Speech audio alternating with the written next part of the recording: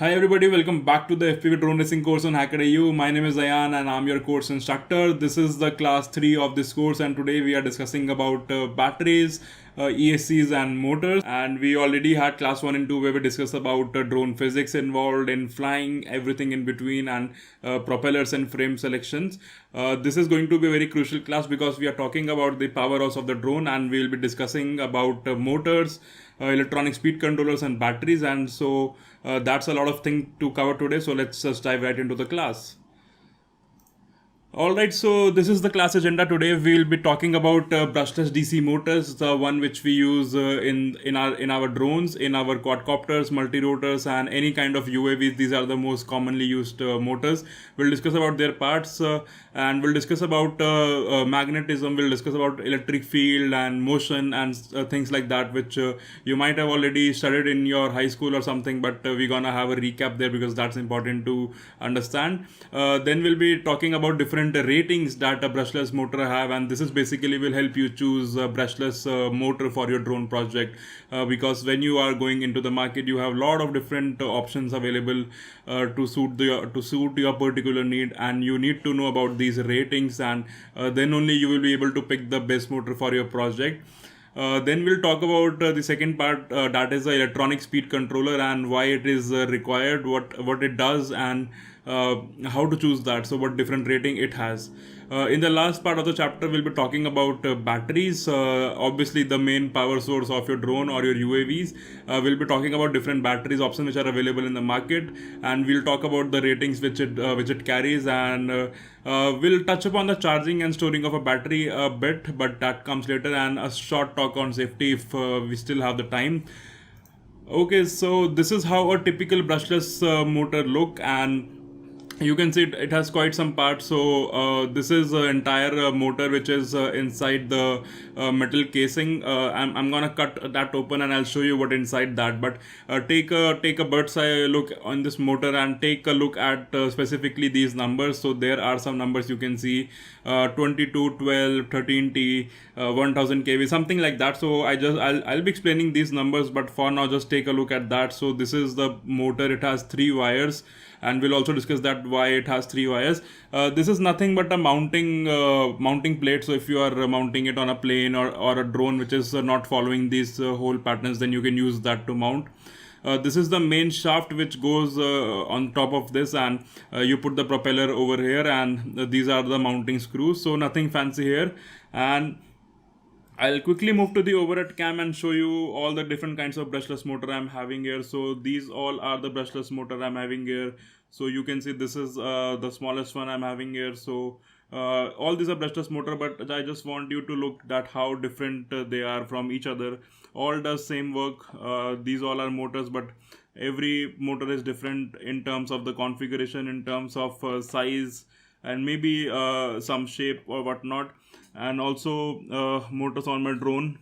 So yes, these all are brushless motors, but every motor is different, so I just wanted you to take a look, and we'll touch upon that today. So this is how a brushless motor looks from inside. So basically there are 2 parts to any motor. One is the stationary part that stays on the frame, that stays on the body where you mount the motor, and other is the rotor, which is the part which rotates the motor, and which gives you the thrust if you couple it with the propeller, or which gives you some torque if you are coupling it with some gears or some mechanical assembly. So that's how a motor look, and I want you to look closely in this part and in this part. So you can see some copper coils going over here in the stator, and in the rotor you can see there are some permanent permanent magnets here. So this one rotor is carrying permanent magnets, and this one is carrying a coil, and on the coil there are 3 different wires. So we'll see how this works, but if we move to the overhead cam, I have also opened one of my motor to give you a closer look. So this is the motor which I opened, and you just need to remove that to get inside that. So this is the stator of the motor as as I showed in the PPT. This is the same thing happening over here with some copper coils wrapped around. This is a stationary part. You can see the motor bearing here, and this is the part which rotates, or it's called the rotor, and it has some magnets on the bell, the permanent magnets. So yes, these two comes together to form this brushless motor, and we have 3 wires here. So you can see two, but it has 3 wires. One of the wire was cut in a crash, so that's not an issue. So yes, that's how motor looks from inside, and today we're gonna talk about different kinds of motor. So let's start with different kinds of motor, and the first category we have when we talk about BLDC motor or a brushless DC motor is in runner and out runner. So basically, these two are the types of brushless DC motor, and they both have their own specific application. So I want you to focus on the image on the right hand side first. So you can see on the in runner motor, the magnets, the permanent magnets are on the inside, while the electromagnets are on the outside. While on the outrunner motor, which I just showed you, the permanent magnets are on the rotor, the rotating part. While the electromagnets, the coils are on the inside, on the stator, that is the stationary part. So that is the major difference between an in-runner motor and the outrunner motor. The positions of permanent magnets and the electromagnets are different in in-runner and outrunner, and because of that they have different capabilities, they have different applications. And on the left hand side, you can see on the top you have an outrunner motor, which I just showed you, and on the below you see an in-runner motor, which I don't have with me personally, but these kinds of motor are really common in drill machines and in some fans, these kinds of stuff. So these kinds of motor you will generally find there, while these kinds of motor you will find on your drones and UAVs and RC airplanes and whatnot. So on this motor, the entire body of this motor rotates, while in the in runner motor only this particular shaft area rotates. So that also is kind of a difference between these two motors. So both can be used interchangeably, but it is having some different properties, like in runner motor gives you more torque compared to the outrunner motor, but when coupled with a propeller, outrunner motor will give you more thrust. So things like that, I'm not going very much into details because we need to focus on the outrunner motor bus. But just for your knowledge, you should know that you also have an option to run an in-runner motor where only the shaft rotates, and maybe in some applications other than drones, these motor comes handy. So this is also another kind of motor which we used in indoor drones specifically. So these are not brushless DC motor. As you can see, they don't have 3 wires going at the back. They just have 2 wires. So it can be directly driven with a battery without the need of electronic speed controller. You can control using any driver basically the speed of this motor. So they are called Coreless DC motor. They can run at a very high RPM and mainly used for indoor drones. They don't particularly have a good lifespan or longevity, but that is not an issue in indoor drones, and they are really cheap, so you can replace them easily. So just for your knowledge, there also exists this Coreless DC motor, which you can also use in your drone project. More specifically for smaller indoor drones, they are being used. So this is an interesting slide, and this is where the actual fun begins. So I wanted to touch a bit about electric field, magnetic field and motion, and this is the concept which you might have also studied in your high school maybe, or in your university, or a grad school if you are from an engineering background or something similar. So basically there is a relation between these three: the electric field, the magnetic field and the motion. And you might remember from the high school the Fleming's left hand right hand rule, these kinds of things. So they actually tell the relationship between these three entities. So basically, in a nutshell, the rule of thumb is if you have electric field and magnetic field, you can get motion. If you have motion and electric field, then you can get an electric field. So that is the entire idea behind motors and generators. In case of motors, you have electric field, you have a magnetic field, you get the motion.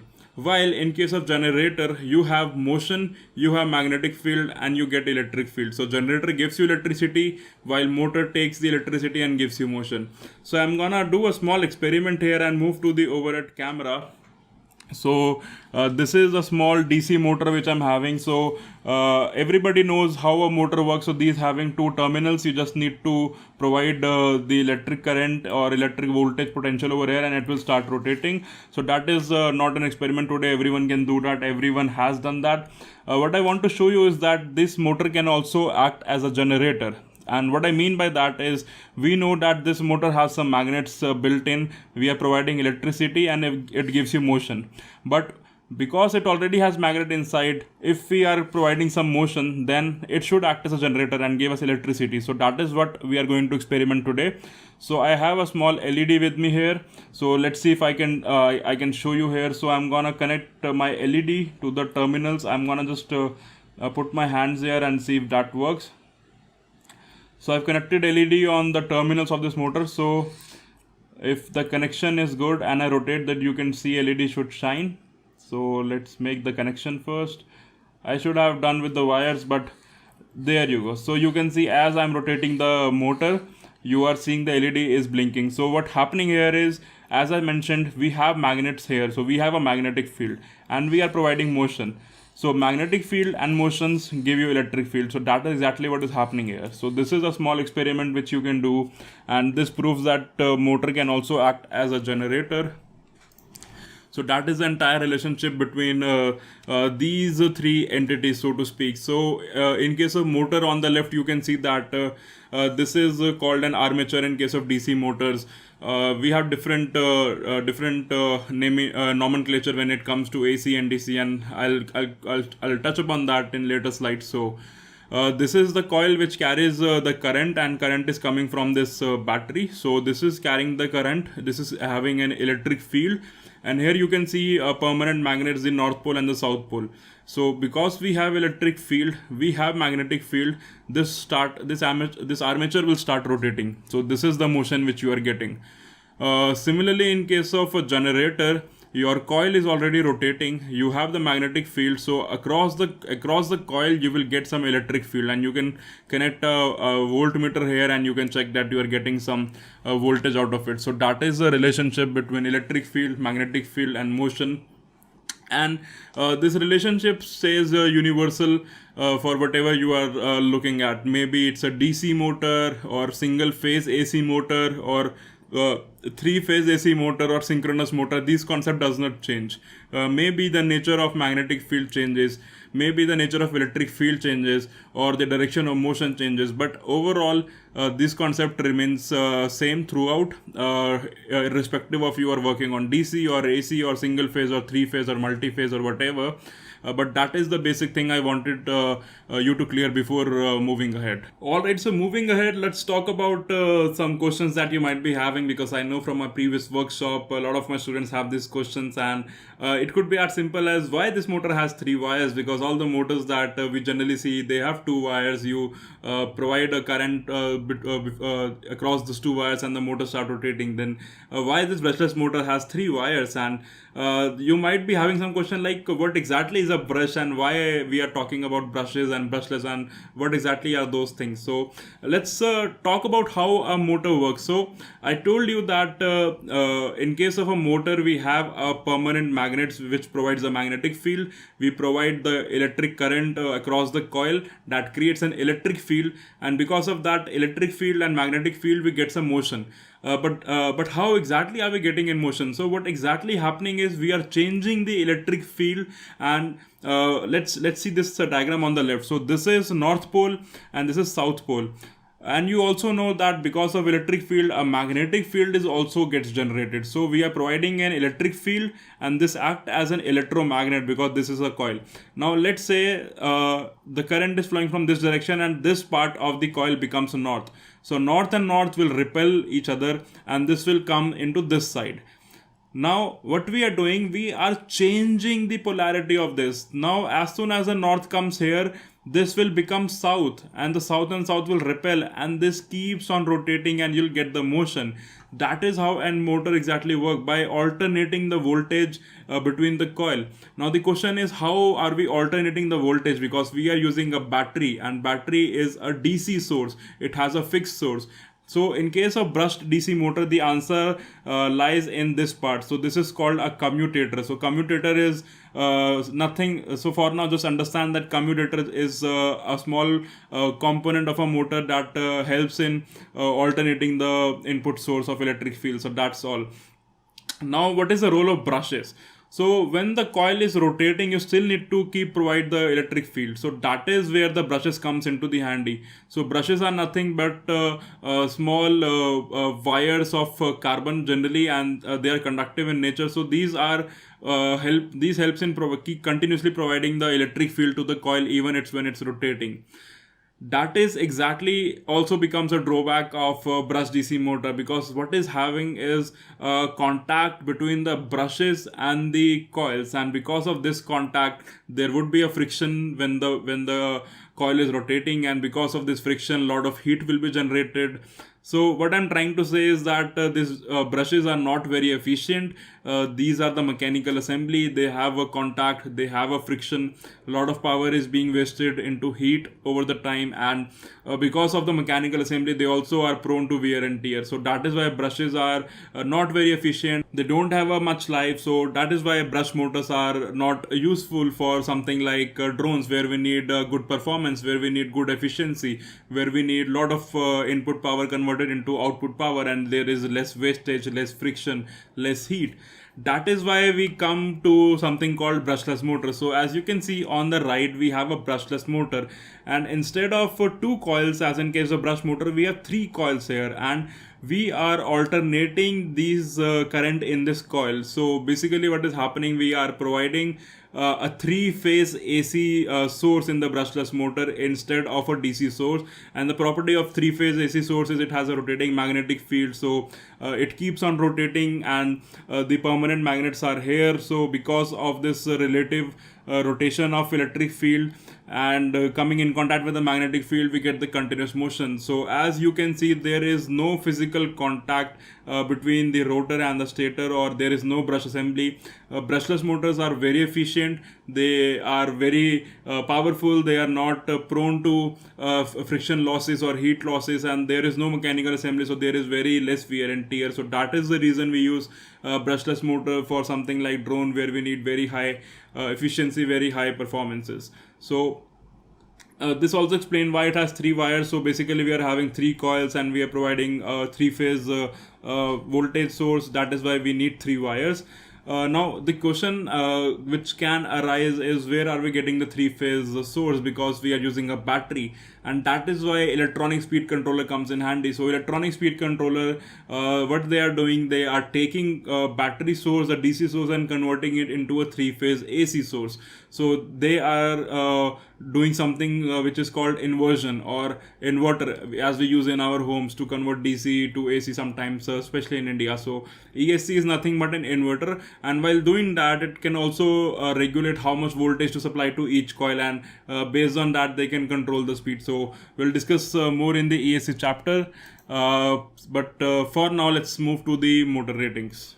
So when you go out to the market to buy a brushless DC motor for your next drone project, you will be overwhelmed to see all kind of numbers the motors are associated with, and they can be very confusing, and that is what we are here for, and we are discussing the motor ratings. So as I told that if you cut open this motor from the gut, you'll see you have a stator and you have a rotor. A rotor is generally, in case of drone community, is also known as the motor bell, which carries the permanent magnets, and this stator, which has the electromagnets or the coils, are sometimes referred as the motor base. This is the one which we mount on the drone, and of course we need both to work, but I wanted to specifically focus you onto the stator side, because these are the things on the left, the stator, which drastically changes the motor behavior, which drastically changes the motor performances.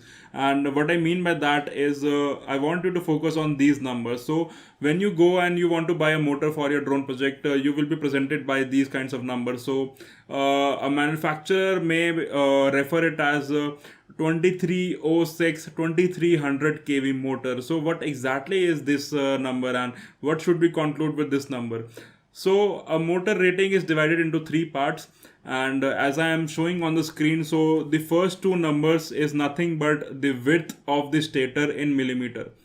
The second set of number is nothing but the length of the stator in millimeter, and I want you to focus only on these two numbers for now.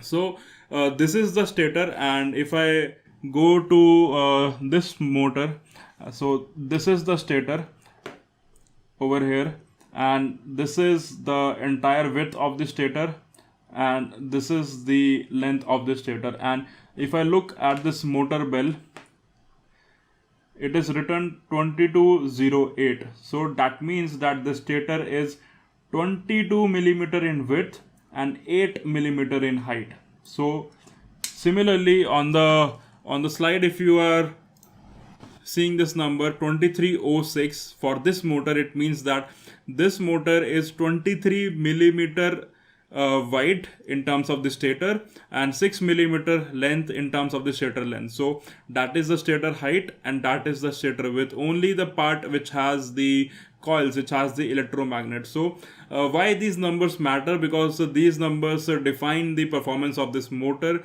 and what I mean by that is more the width of the stator, more torque your motor provides at lower RPM. More the length of the stator, more power it provides at higher RPM. So that is a simple fundamental to explain these numbers. So if you have a wider stator, basically you are having more metal going into that. Basically you will be having more coil going into that, and because of that you'll get more torque at lower RPM. That is, if you are flying, let's say 20% throttle or 30% throttle, then you will get more torque. And torque is necessary because initially when you are taking off the drone, you need a higher torque to rotate the propeller and to take off. But at higher RPM, for example, if you are flying in a drone racing competition where you need more power, then you need to go for a motor that is having a higher stator length. For example, this motor is having 6 millimeter of stator length, while the motor which I showed you in the overhead camera having 8 millimeter of stator length. So that motor will provide me more power at higher RPM, like 70% or 80% throttle. But this motor is having 23 millimeter of stator width, and that one is having 22 millimeter of stator width. So this one on the screen will provide me more torque at lower RPM. So I am able to spin heavier propeller on this motor very easily, because this motor is having more torque, and this would be able to rotate heavier propeller compared to the motor which is having less torque. And because of those heavy propeller, they will also give me more thrust and so on. But as I already mentioned in both of the previous classes, everything in case of building drones is about trade-off. You gain something, you lose another things, and same is true for motor as well. So you can buy a motor which is having a good stator length or a good stator width, which has more torque at lower RPM, which has very high power at higher RPM. But what you will lose? Obviously, you will lose your flight time, because of more power, it will consume more current. You will get less flight time. So you need to find a sweet spot, and everything in drone is about finding the sweet spot. So that is why there are some certain numbers which you need to keep in mind. So I'm gonna discuss that in the next slide, hopefully, where I'll show you some common motors which are used for drone racing, FPV drone freestyle, and some motors which are used for bigger drones like 450 size drones, which are used for aerial cinematography and whatnot. So these are the two numbers, and I want you to keep that in mind. Apart from that, there is a third number which is associated with the motor, and that is the kV rating of the motor. And it is not kilovolt, as confused by a lot of the people listening to this first time. kV stands for RPM per volt, that is revolutions per minute per volt. So in case of this motor is having 2300 kV. That means this motor can revolve 2300 revolutions in 1 minute on 1 volt. So you can do the maths, and we fly with a battery of 12 volt, 16 volt, 22 volts, and you multiply with that. That is the total RPM this motor can rotate. So if you talk about, I've given a simple calculation to make things simple. So I'll go back to the overhead camera one more time. So all these motors has different RPM, different kV rating. So if I talk about this motor, this one is having 2280 kV. If I talk about this motor is having 2600 kV. This motor is having 1800 kV, and this motor is having 1000 kV. So we have a formula for 1000 kV, and if I rotate this motor at, let's say, 12 volt or a 3-cell battery, then 1000 into 12 volt will give you 12,000 revolutions per minute. So that is the idea behind kV rating, RPM per volt.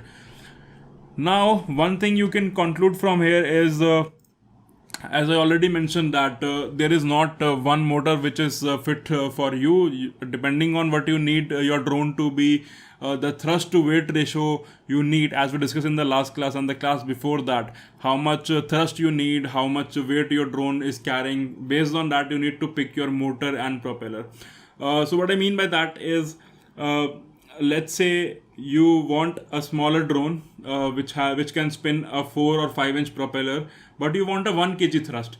So you need a smaller motor with very high RPM. You cannot go low on RPM, because you want your motor to spin at a very high RPM. Only then you will be able to get adequate thrust for a smaller propeller. Now let's say you have a bigger frame and you are able to fly a big propeller, let's say a 10 inch propeller or 12 inch propeller. Then you need to go for a lower kV motor or a lower RPM motor, because if you are spinning a bigger propeller with a very high RPM motor, then bigger propeller, very high RPM will produce lot of air resistance and your motor will burn out. So in that case, you need to go for a lower RPM motor if you are running a bigger propeller. So rule of thumb is, the bigger the propeller, the less RPM you need to get equal amount of thrust. So let's say you need 1 kg of thrust from a smaller motor. Then you need smaller motor, high RPM. You need same 1 kg of thrust with bigger propeller, 10 inch propeller. Then you need a smaller RPM motor. So that is how we do mix and match things, we adjust things, and that is how we come up with the different drone frames having different kinds of motors. So as I mentioned, these are the typical motor ratings. So if you want to build a mini quad like this one, which can spin a propeller 4 to 6 inches, then the common sizes available are 2204, 2205, and make sure the first set of number is the width of the stator in millimeter. The second set is the length of the stator in millimeter. So 2204 means 22 millimeter width and 4 millimeter height. So 2204, 2205, 2206, 2207, 2305, 2306, 2307. These are the common motors for a 4 to 6 inch propeller. And in terms of kV, you have 1750 kV, you have 2000 kV, 2300 and 2600. So again, kV stands for RPM per volt. So if you are running a battery with the higher voltage, let's say you are running a 6-cell battery with 22 volts, then you need a lower kV motor, lower RPM motor, because effectively when you multiply a smaller number with a bigger number, it will get a bigger number. And in the same way, you need a 2600 kV if you are, let's say, running a 3-cell battery or 12 volts battery. Then a bigger number multiplied with a smaller number, you'll get the adequate amount of thrust. And I hope I'm able to make things clear by that. So everything is a mix and match and finding that sweet spot in terms of drone.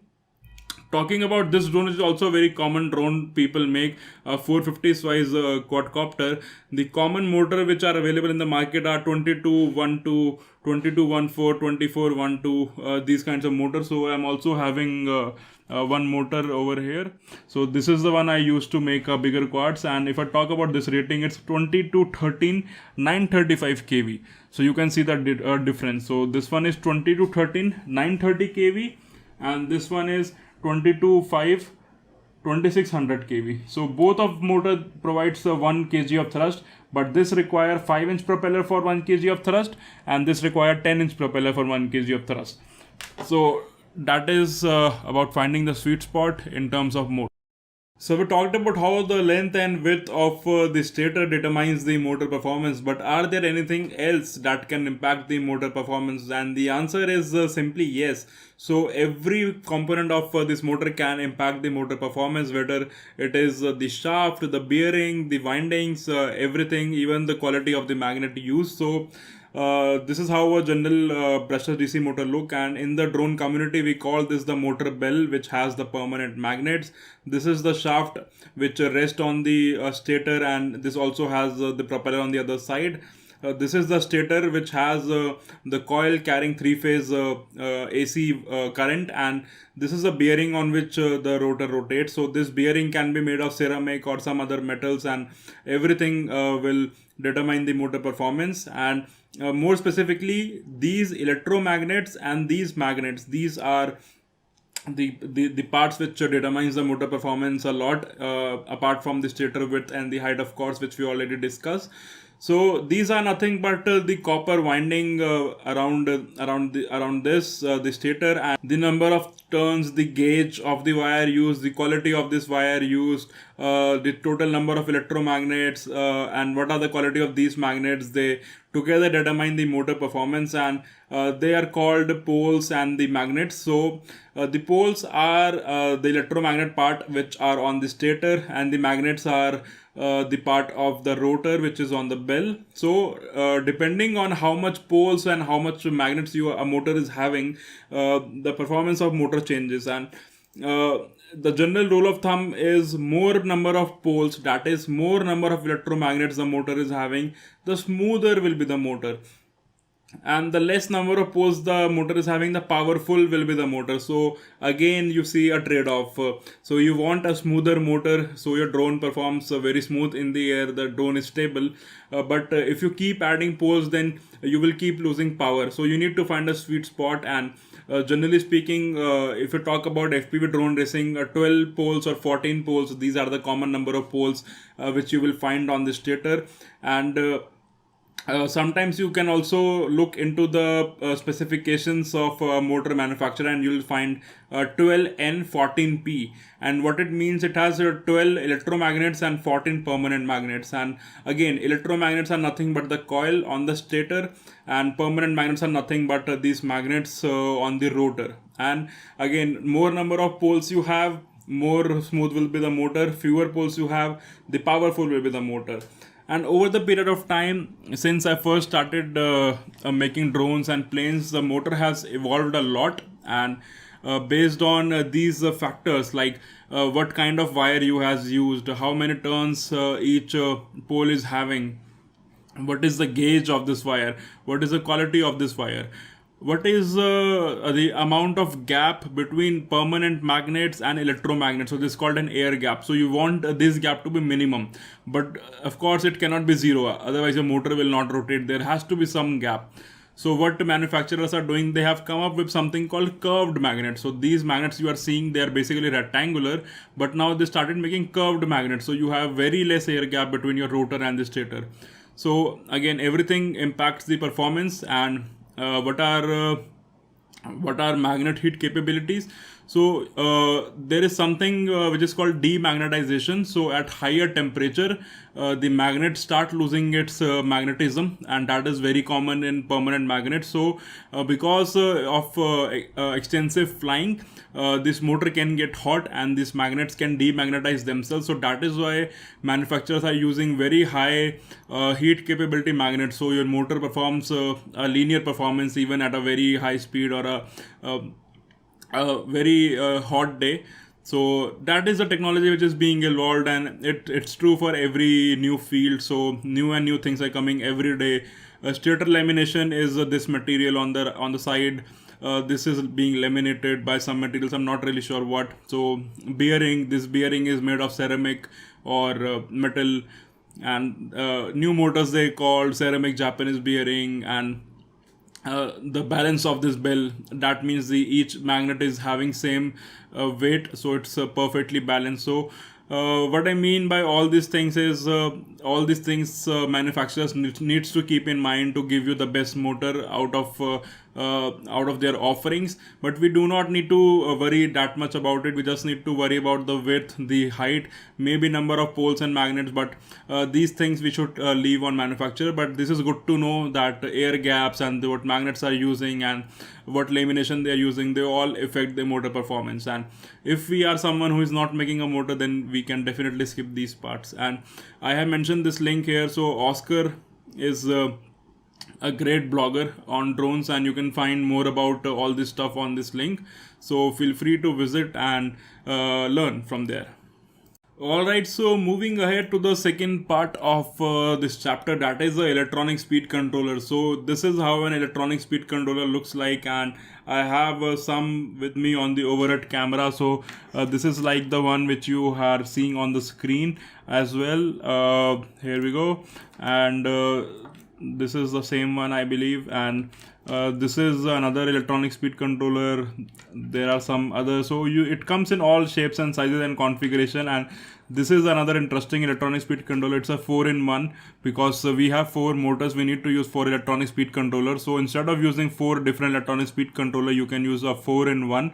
This sits on top of your flight controller and communicate directly. So all kinds of things are available in the market these days. So what is the main role of an electronic speed controller? It's nothing but, as I mentioned, that the BLDC motor, it's actually a 3-phase AC motor. So the battery is supplying a DC current, your motor needs a 3-phase AC current.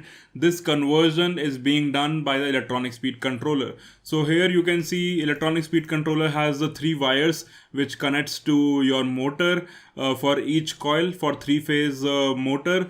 Here you have 2 wires. This connect to the battery, the positive and the negative, and this is another wire which is called a signal wire. It connects to your flight controller, and your flight controller will tell at what speed I want you to spin the motor, at how much RPM I need electronic speed controller to spin a motor. And that is the basic fundamental behind the drone. The flight controller takes input from the user. The flight controller translates that into the RPM for each motor, and the RPM is being controlled by electronic speed controller. So electronic speed controller does 2 parts. Number 1, conversion from DC to 3-phase AC. Number 2, control the speed by taking input from a flight controller. In case of plane where there is no flight controller, in case of RC plane, then this signal wire connects directly to the receiver on the throttle channel, and on the value of throttle is being sent by the user, and the speed of the motor, the RPM of the motor, is being controlled by this ESC. So when we talk about ESC, it also has some ratings beyond which you cannot go. So it has a voltage rating and a current rating. Voltage rating is the maximum voltage an ESC can handle, and the current rating is the maximum current an ESC can handle. And if you give more voltage, if you give more current, you will destroy your ESC. They will burn. So never exceed this voltage and current rating, and these are mentioned by the manufacturer, and mostly these are mentioned on the ESC itself. So if I talk about this ESC, it's a 30 amp ESC, and it says 2 to 4S. So that means I can use a 2 cell to 4 cell battery maximum, and it is a 30 ampere ESC. So this ESC cannot supply greater than 30 ampere of current.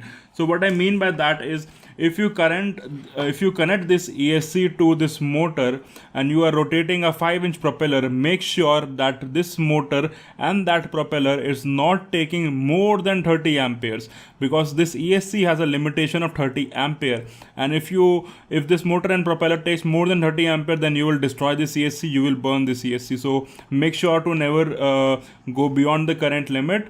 And the voltage limit is nothing but what battery I can apply to it. So this is saying 2 to 4S, so I can apply a maximum 4 cell battery, and I cannot go beyond 4 cell battery. So if you want to use a 22 volt system or a 6 cell battery, you cannot use this ESC. Then you need to go for something like a 6 cell ESC, something like that. So this ESC can support up to 6 cell. So you need to figure your system out.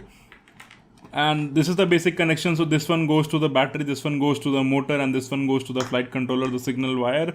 And every motor needs one ESC to rotate. So if you are making a quadcopter with the 4 motors, you need 4 ESCs. And One last thing, there is a burst current rating these days in ESC, and what it means that for some time it can go beyond its current limit. So let's say your ESC has a normal current rating of 30 amperes and a burst current rating of 50 amperes. So for 5 to 10 seconds your ESC can handle 50 amperes, but not more than that time period. And why it is important is sometimes you are racing and you are on the last lap and you just need full power you have, and that is where the burst current ratings comes handy. So you can give full throttle for 5 to 10 seconds and you will not harm your ESC. So that is a good thing there. So ESCs, they have a small microcontroller which runs a firmware, which runs a piece of software. And what this piece of software is doing, it is so this is a signal wire, and it gets a signal from receiver and flight controller. And to understand this signal, the processor on this ESC that works on a listening protocol. So ESC and flight controller, they agree that they will speak a common protocol. So flight controller sending the signal in terms of zeros and one, or in terms of analog pulses, and that microcontroller will read that pulses or the bit stream of zeros and one, and it will understand how much RPM I need to rotate my motor as requested by the flight controller. So that is why the ESC needs a software to understand the signal. And you can definitely write your own program for the ESC on firmware for this ESC, but there are some firmwares already open source available. And by the way, your ESC comes already flashed with some firmware. So when you buy an ESC, you do not need to worry what firmware you want to flash. It comes already with a firmware. But definitely, if you are making your own ESC, which is absolutely possible, then you can use these open source firmware like BL Heli, BL Heli S, and BL Heli 32. So these are kind of firmware which are available in the open source community. Simon K is also a firmware which is very old, not used anymore. And there are also some closed source firmware which are proprietary to some company like KISS and GEMFAN. So BLLE, I know, is one of the open source widely used widely used firmware for ESCs used by all major drone pilots, especially in the FPV community. Simon K is quite old, and this ESC runs Simon K out of the box, but new ESCs which we are using in drone racing uses BL Heli or BL Heli S or BL Heli 32. So a major difference in these firmware is the BL Heli supports regenerative braking. That is, for example, in case of plane, you want your motor to slow down very slowly. Because your plane can soar, your plane has an airfoil which will keep it in air without any power, so it can do some soaring, it can do some gliding. But in case of drone, you need very precise control, so you want your motor to come stop as soon as you cut the throttle. So this facility is available in BL Heli firmware. It's called active braking or regenerative braking. So that's the major difference. By the way, no one uses Simon K anymore. It's quite old. So make sure if you're buying ESC for drone racing, you go for BL Heli S or BL Heli 32. These are the latest firmware for your ESCs. Okay, so moving ahead, as I mentioned that the function of the ESC is to control the motor speed and how much RPM ESC wants to rotate the motor. That depends on the signal coming from the flight controller. So there needs to be a protocol that is understood by flight controller as well as your ESC. So ESC communicates with your receiver or flight controller to get desired value of motor RPM. So as I mentioned, ESC can connect to a receiver or a flight controller, and the receiver and flight controller will tell how much RPM ESC should rotate the motor at. And the communication can follow a standard. So there are some industry standards already which can follow by these communications. So one of them is called PWM or pulse with modulation. So it's like pulses of on and off, and based on how much pulse is on, you get the duty cycle and things like that. You don't need to get into very much detail, so you just need to understand that there is one protocol that ESC and flight controller both should speak the same protocol, and then only they can communicate. So as the drone industry progresses, as more faster and faster equipment start coming, PWM gets outdated because it's very slow, and the new protocol which came, it's one shot 125. It's also very old now, but when we started drone racing, that is like the fastest protocol available. Then came the one shot 42. Nowadays the most common protocol that everyone is using is either D-shot or multi-shot. So difference between multi-shot and D-shot is D-shot is a digital protocol. That's mean it is in form of zeros and one. So flight controller sends zeros and ones to ESC, and ESC understand how much RPM flight controller wants my motor to be revolved. Multi-shot is an analog protocol. That means it is sending again the analog pulses, and ESC needs to calculate at ESC and how much RPM it needs to be sent. So D-shot is of course the fastest, the digital, the most reliable protocol. But if you want analog protocol and you want the fastest, multi-shot is the option, and it uses something called DMA, or direct memory access. So if you are someone from embedded background, you know that DMA is a peripheral that you can use to do a lot of data transaction in a very less time. So these are all the protocols, and if you're not programming yourself, you just need to select the right protocol when you're programming your flight controller and your ESC, and you are good to go.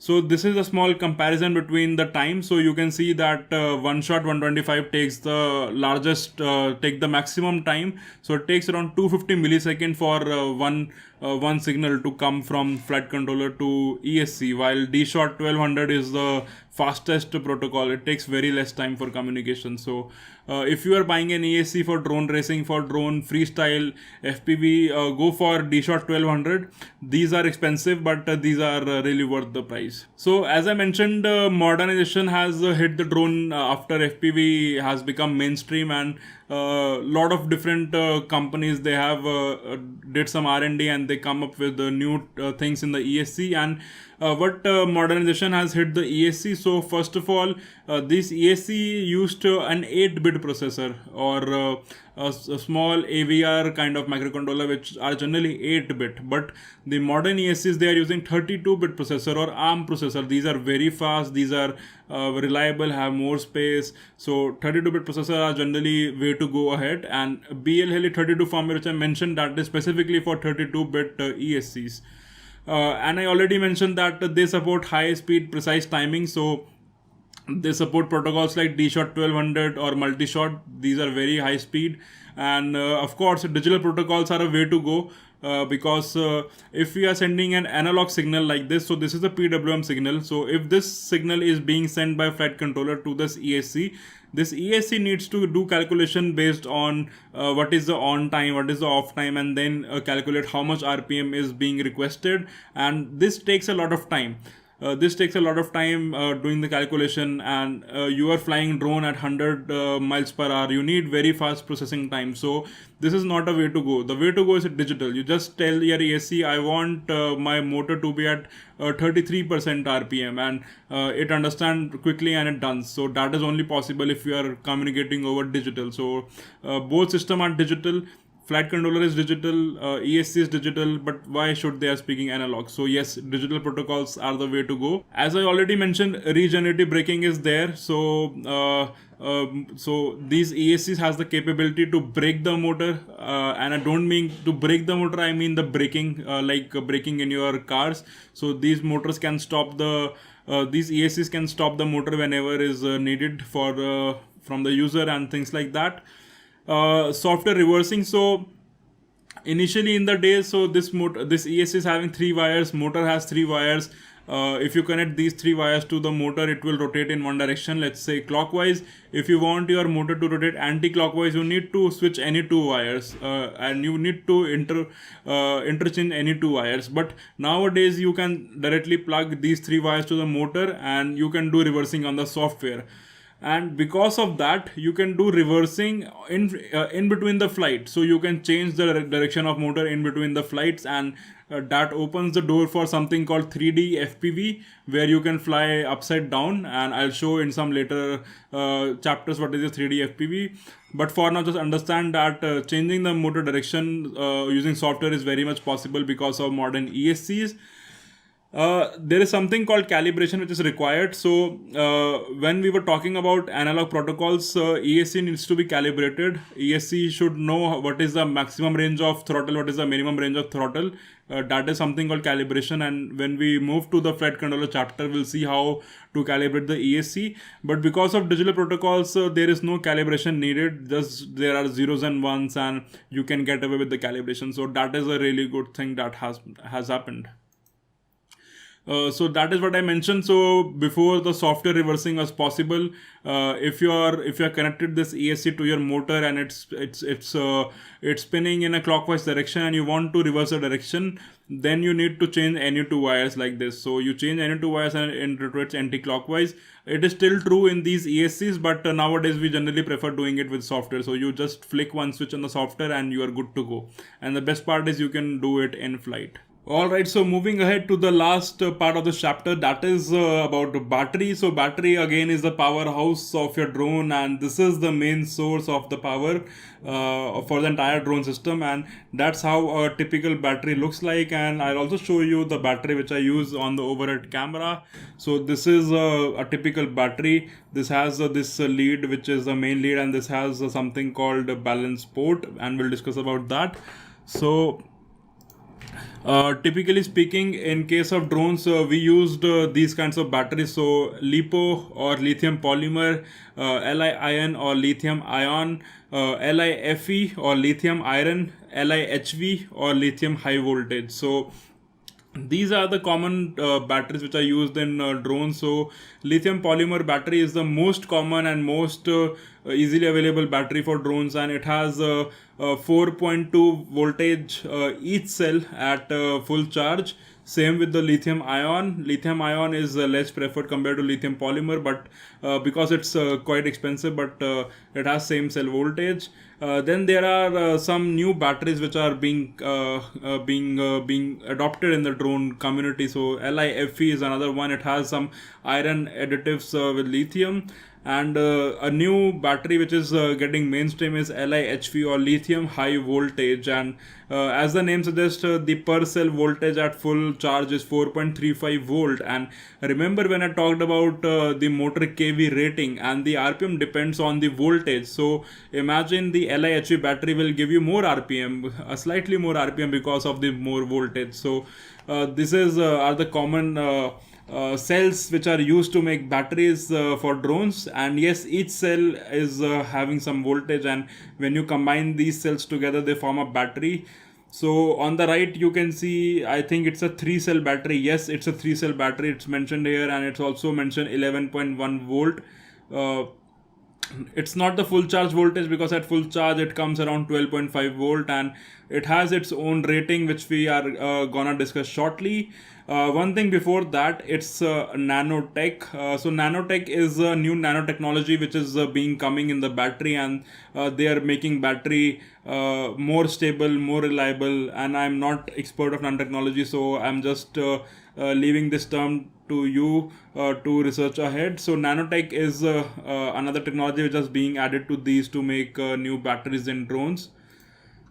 So these are the battery ratings. So if you see on this battery, it says 1800 mAh 75C. So these are the common kinds of numbers which you see on a battery. And similarly you see 4S 2200 mAh 60C. So what exactly are these numbers? So the first number, the S rating, it's the number of cells in a battery. So in a 4S, the number of cells is a 4 cells battery. So a 4S is a 4-cell battery, a 6S is a 6-cell battery. I know that it should be C, but it's S in this case. So make sure not to confuse with that, because C is different. So if I tell you 3S, I have a 3S battery, I mean to say that my battery has a 3 cell, and each cell has a voltage, so it will give a combined voltage of multiplied by 3. The second rating, it's called the mAh rating, or this is also known as the battery capacity. How much the capacity is this battery is having. So a 2200 mAh battery has more capacity compared to the 1800 mAh battery. So this will give you more flight time. So make sure to check the mAh rating before buying a battery. The last rating is called C rating, or the discharge rating, and this example here is a 60C battery, and this is a 75C battery in the photo. So what is mean by the discharge rating and how it is important for us. So it's a simple formula. It tells what is the maximum current you can draw from a battery. So in a simple formula, maximum current draw equal to capacity into C rating. So for example, I have a 100 milliamp hour battery, and it has a 100 C discharge rating. So if I 1000 mAh means 1 Ah. So 1000 divided by 1000 equal to 1 into 100 is equal to 100 amp. So this battery can supply 100 amps maximum. You cannot go beyond 100 amp before destroying the battery. So 100 amp is quite much ampere, but when we talk about drone in racing and freestyle, you need a lot of amps. So at one point I have seen myself using more than 90 amperes at a time. So yes, go for a battery with higher discharge rate. 75C discharge rate is always preferred than 60C discharge rate. So you could be asking me that why cannot we go with a battery with very high capacity and very high discharge rates, because more the capacity, more flight time you will get. But then I'll tell you, everything in this drone is about finding that sweet spot, and nothing comes free without trade-offs. And what is the trade-off here is, more the capacity your battery has, more the C rating your battery has, more fat it becomes, more weight it has, and of course it is going to be more heavy, and it will increase the overall weight of your drone, and it may give you more flight time, but it may also be adding more weight, because of which you will getting less RPM and less pleasant flight experience, and overall less flight time. So again, finding a sweet spot.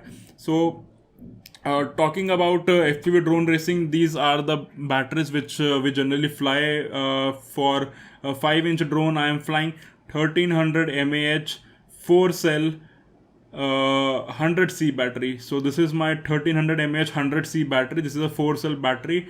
That means it has 4 cell, and at full charge it gives me around 16.5 volts. So yes, that is the battery which I am using. So yes, I want to discuss a couple of things more which I am not which I have not put in the slides. So these are the battery connectors. So this is the main battery connector which you connect with your drone, and this is the connector which is used for charging the battery. It's called the balance port. So these batteries are quite unsafe if you do not handle it well, because the lithium is flammable, and if I puncture this battery, if I crash and this battery get punctured, it will immediately catch fire. So you need to make sure to treat this battery with utmost care, because lithium is quite dangerous and flammable. And even when you are charging and discharging the battery, make sure to never discharge it beyond a certain limit. Make sure to never discharge the battery beyond 3.6 volt per cell. Otherwise the cell will be damaged forever and you cannot recover the cell. Also, when you are charging the battery, make sure each cell is charging at the same rate. So let's say this is a 4 cell battery, and 2 of my cells are charging at a higher rate and 2 cells are charging at a lower rate. This will create an imbalance and can cause fire. That is why the balance port is provided, and this port ensure that each and every cell is charged at a constant rate. And make sure to always balance charge your battery, and we'll talk about charging in the later chapters. But yes, I wanted to show you that these two connectors, and this is of course the male connector of the battery, and this is the drone where you have the female connector, and it connects together like this. So just make sure that your drone has the same connector with your battery. Otherwise, if your battery is having different connector, your drone is having different connector, they cannot be connected together. So yes, that's the one thing I wanted to discuss about the safety. And now let's talk about the connection, the very last part of this chapter. So we talked about motors, we talked about ESC, we talked about battery. So how they are connected together. So we know that motor has 3 wires. It is connected to 3 wires of ESC, and ESC is connected to the battery and connected to the flight controller. So now let's forget about the flight controller for now, and let's just see how this is connected. So motor connects to the ESC and ESC connects to the battery. That is the entire connection diagram. And because we are talking about quadcopters, we have 4 motors, we have 4 ESC, but we only have one battery. So we need to share the battery to all the 4 motors, and this looks quite ugly if you do by soldering and connecting all together. So that is why we use something called power distribution board. This is nothing but a small PCB. So over here I connect my battery, and on this this battery is being distributed using this PCB, and each ESC can be connected to one particular port. So this is a small component which you can use. It's called power distribution board. These days your flight controller also has a power distribution board itself, so we'll talk about that in the next chapter. But yes, so this is used for distributing the power in your drone. In case of hexacopter, you'll have 6 motors and 6 ESC. In case of octocopter, you'll have 8 motors and 8 ESCs and so on. So this gets ugly, but you can definitely do that. You can definitely solder each other together, but that's the use of power distribution board. So just for you to see. And yes, so there are different ways to connect your motor to your ESC. So one way is there are something called bullet connectors like this. So these are the bullet connectors. So you can connect these bullet connectors to your ESC bullet connectors. But as I mentioned in the first chapter, every gram counts in case of drone, and every grams adds to the weight. So nowadays what people do is they directly solder the motor wires to this ESC. So this ESC comes naked from the manufacturer, because they know that people no longer use bullet connectors. So we directly solder this ESC. We directly solder this motor wire to this ESC to save some weight, to save some grams. So that's how the connection happens. Let me fit it into the frame. Yeah, that's how the connection happened, directly soldering it. And yes, 4 motors, 4 ESCs, and 1 battery for quadcopter. So yes, that was all for this chapter. We talked about battery, we talked about ESCs, and we talked about the motors. And I hope you get to learn something new today. And if you have any doubts, just bring it tomorrow to the office hours, and I'll try to solve that one. We have one more class to go on the part A. And yeah. That was all for today class. Thank you very much for joining, and I look forward to seeing you in the next one. Bye.